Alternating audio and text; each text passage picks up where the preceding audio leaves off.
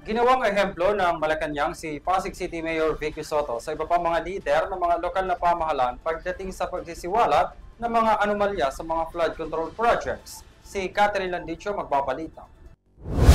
Pinuri na Malacanang ang naging mabilis sa tugon ni Pasig City Mayor Vico Soto matapos ang pagsisiwalat ni Pangulong Ferdinand Bongbong Marcos Jr. ukol sa mga umano'y katiwalian sa proyekto ng flood control sa iba't ibang lokalidad sa bansa. Ang Marcos administration, si Pasig City Mayor Vico Soto, naagarang nagpakita ng suporta sa hakbang ng Pangulo na ipaalam sa taumbayan ang mga kontratista na may kinalaman sa mga flood control projects ng bansa.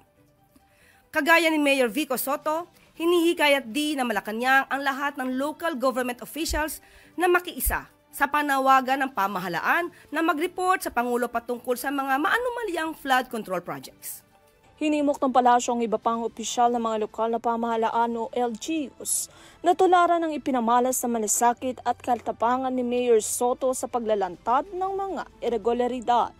Isa sa mga binigyang pansin ng alkalde ay ang isang kontraktor na umano'y sangkot sa anomalya na gumagamit ng iba't ibang pangalan ngunit iisa lamang ang may-ari base sa kanyang isinapublikong impormasyon. Nagbabala rin ng pamahalaan sa publiko na maging mapanuri at agad na iulat ang anumang kahinahina ng aktibidad o anomalya sa kanilang mga lugar, lalo na sa mga proyektong pinupondohan ng gobyerno. Ayon sa opisyal mula sa palasyo, bagamat patuloy pa ring lumalago ang operasyon ng ilang kontratistang ito na nagsimulang umunlad, sa nakaraang administrasyon sila ay isa sa ilalim pa rin sa masusing investigasyon sa ilalim ng kasalukuyang pamahalaan.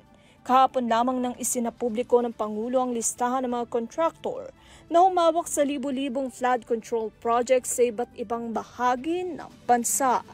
Tila pinagtataka rin naman ng Pangulo kung saan napunta ang 20% ng mahigit kalahating trilyong pisong pondo para di umano sa mga proyekto kontra baha. Para sa EuroTV News, Catherine Landicho, sumasaludo sa bawat Pilipino.